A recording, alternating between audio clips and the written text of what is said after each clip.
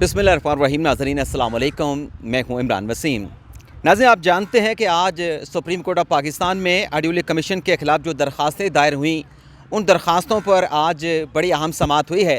और आज की समाअत का अगर आप ख़ुलासा पूछें, जो ख़बर है, मेन ख़बर तो यह है कि जो आज रियाज़ हनीफ़ राही साहब से जो अदालत से इस्तदा कर रहे थे कि फ़ौरी तौर पर जो आडियो कमीशन के अरकान हैं, जिसमें जस्टिस कादी फ़ाइज़ ईसा हैं, जस्टिस आमिर फ़ारूक हैं, जस्टिस नईम अख्तर अफ़गान हैं, उनके ख़िलाफ़ जो कंटेम्प्ट की प्रोसीडिंग है उस पर कार्रवाई का आगाज़ किया जाए। तो इस पर आज अदालत ने क्या फ़ैसला दिया है वो फ़ैसला आपको बताएंगे। और फिर आज की जो समाअत थी तकरीबन कोई 2 घंटे तक जारी रही, उसमें एक लम्हा ऐसा आया कि कमरा अदालत में खामोशी छा गई।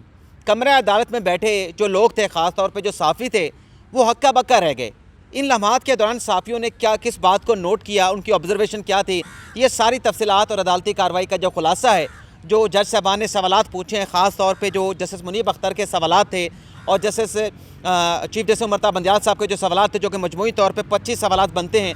ये सवालात कब पूछे गए, कैसे पूछे गए, किस किस्म के सवालात हैं, ये सारी डिटेल आपके साथ में आपके सामने रखूँगा। लेकिन इससे पहले चूँकि हम असतूस के साथ वीलॉग अपना कर चुके हैं, लेकिन उसमें असतूस का जो अपना ओपिनियन है वो नहीं आया था, क्योंकि इनके अपने यूट्यूब चैनल के ऊपर जो हमने बात की उसमें मेरा एनालिसिस था, उसमें हसन यूब का एनालिसिस था। तो आज की अदालती कार्रवाई पे असद भाई का क्या एनालिसिस है, ये इनसे सबसे पहले जान के इनको खुदा हाफिज़ कहेंगे को इन्होंने जाना है। हसन साहब भी चले गए हैं, फिर अदालती कार्रवाई का अहवाल मैं आपके सामने रखूँगा। तो असद भाई, आज की अदालती कार्रवाई के हवाले से आप क्या कहते हैं, आप कैसे देखते हैं आज की सारी प्रोसीडिंग को? देखिए, उन नुक्तों को टच नहीं करना जो मैंने अपने इंट्रो में दे दिए। बिल्कुल ठीक है। लेकिन देखिए, आज की जो अदालती कार्रवाई थी मेरी नज़र में वो ये था कि जो शुएब शाहीन साहब, आपको कुछ खिलाफ तवक्को लगा या हस्बे मामूल था? नहीं, मुझे कोई खिलाफ तवक्को तो नहीं लगा, ठीक है, क्योंकि ज़ाहिर बात है जज साहिबान जिनके ऊपर ये है कि वो अपने मुफादात का टकराव का उनका मामला है, वो अपने मुफादात को ही डिफेंड करने लगे हुए थे बेंच में बैठ के, ठीक है। जब बात आई कि आपकी मुफ्ती जस्टिस उमर ता बंदियाल साहब की सास की बात आई कि आपकी सास की ऑडियो है, तो जस्टिस मुनीब अख्तर उनको बचाने के लिए आ गए, ठीक है।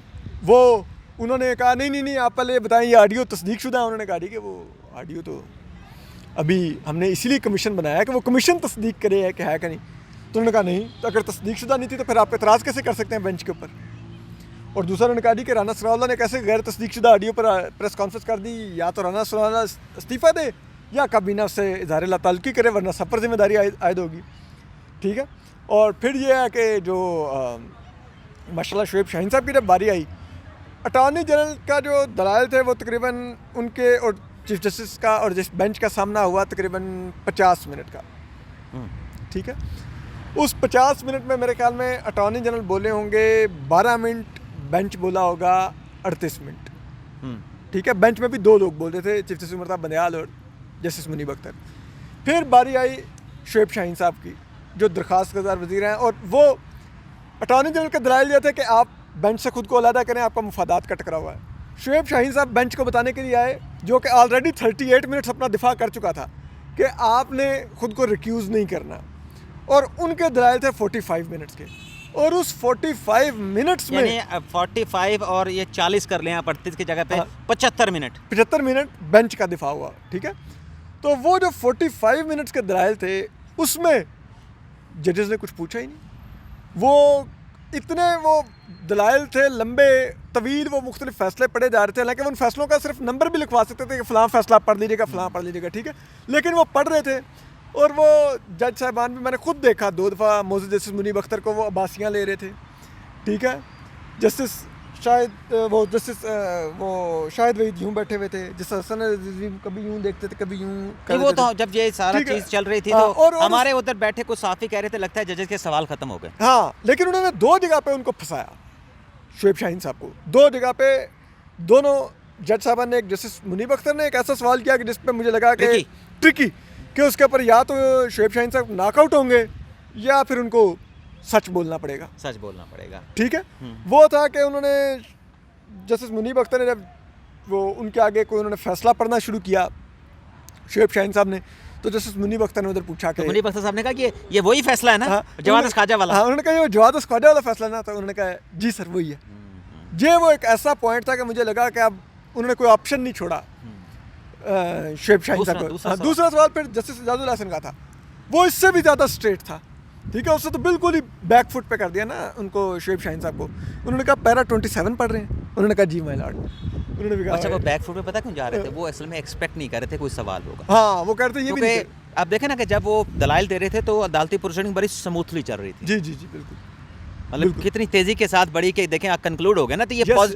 पॉजिटिव एंगल भी देखा हाँ, करें। नहीं, सर नहीं, भाई मैं तो आप हमेशा- नेगेटिव चीजें निकालते हाँ, वो हैं, मेरे से personality पॉजिटिविटी बहुत भी देखा negative है, करें। वो मैं अच्छा, वो जो जिसका मैंने आपके वीलॉग में भी जिक्र किया कि ये जो आज नुक्ता चीफ साहब ने दिया कि मफादात टकराव भी हो, मफादात का टकराव भी हो, चूँकि आईनी ओहदा है तो फैसला तो चीफ जस्टिस ही करेगा और तो मुतबादल हो नहीं सकता। बिल्कुल। इस पे आपकी क्या नहीं input वो है? आपने जो एंगल दिया ना, that is really really very interesting और बहुत ही पावरफुल एंगल है। मतलब मैं, मेरे लिए बिल्कुल एक नया और बड़ा ही दिलचस्प एंगल है, जो कि मेरे ख्याल में आईनी और जो दीगर लोग हैं माहिरीन उसको उनको भी इस तरह से देखना होगा। कि उन्होंने कहा कि जी देखें, बेशक के मेरे मुफादात का टकराव का मामला हो, लेकिन मेरा एक आईनी ऑफिस है, आईनी ओहदा है चीफ जस्टिस का, उसके इंतजामी इख्तियारात हैं।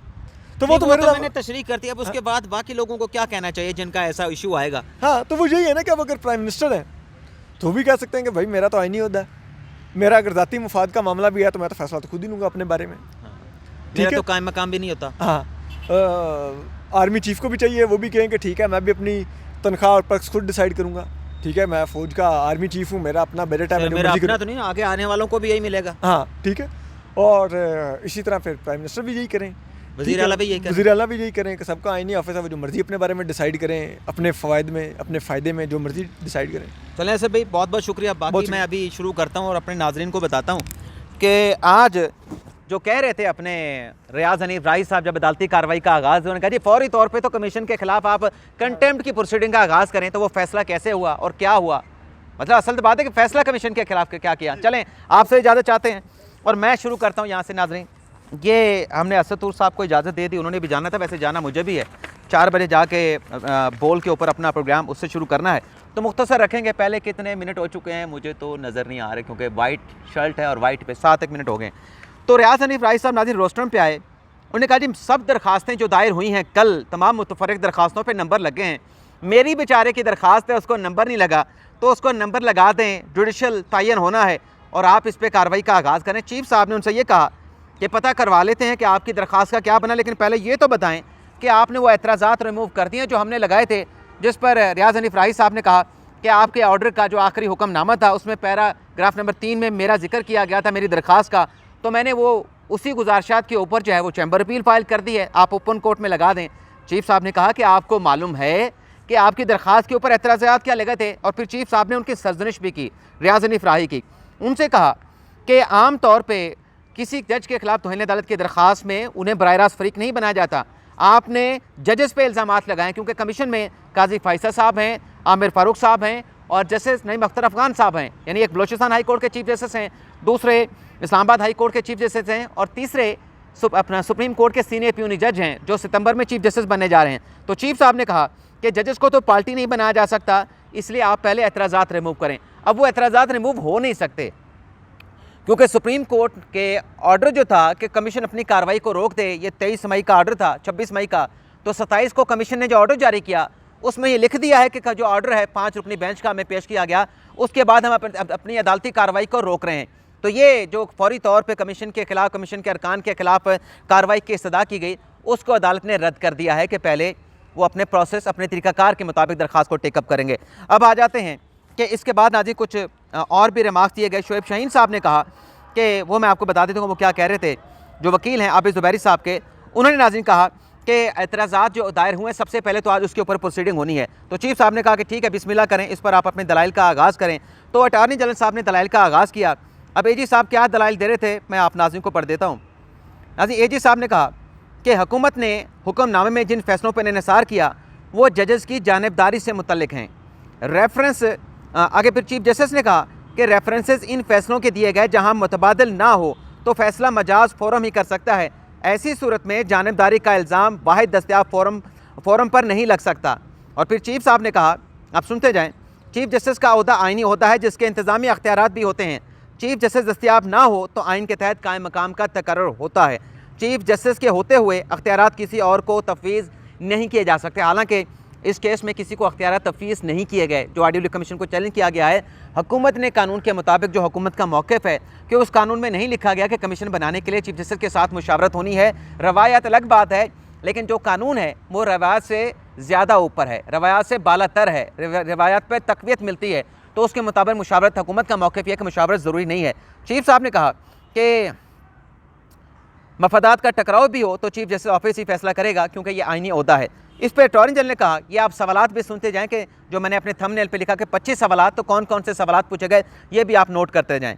लेकिन सबसे दिलचस्प जो सवालात थे नाज़रीन, वो मुनीब अख्तर साहब के थे।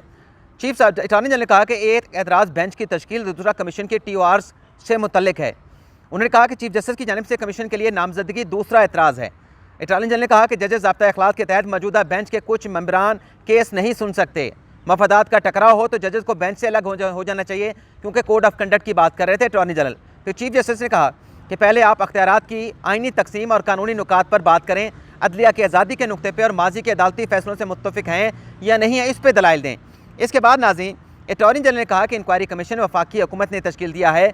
काबीना ने अगर कोई प्रेस कॉन्फ्रेंस की है तो वो काबीना ने अगर कोई मुश्तरका फ़ैसला किया है तो तमाम वज़रा का मौक़िफ़ यही है। और फिर आगे चल के उन्होंने कहा, जैसे मुनीब अख्तर साहब ने अब यहाँ से सवालात पूछना शुरू किए, जैसे मुनीब अख्तर ने कहा कि ऐसे मामले पर बयान देने पर तो वज़ीर साहब को मुस्तफ़ी हो जाना चाहिए था। यानी वो राना सनाउल्लाह की बात कर रहे थे कि एक वफाकी वज़ीर जो है वो प्रेस कॉन्फ्रेंस करते हैं, इधर से ऑडियो आती है, दूसरी तरफ उसकी प्रेस कॉन्फ्रेंस आ जाती है, तो जिस तरीके से इल्ज़ामात लगाए गए इस पर तो वफाकी वज़ीर को मुस्तफ़ी हो जाना चाहिए था। और फिर जैसे मुनीब अख्तर साहब ने, मैं म्यूज़िक भी आपको बता देता हूँ, फिर सीक्वेंस में चीज़ें आ जाएंगी।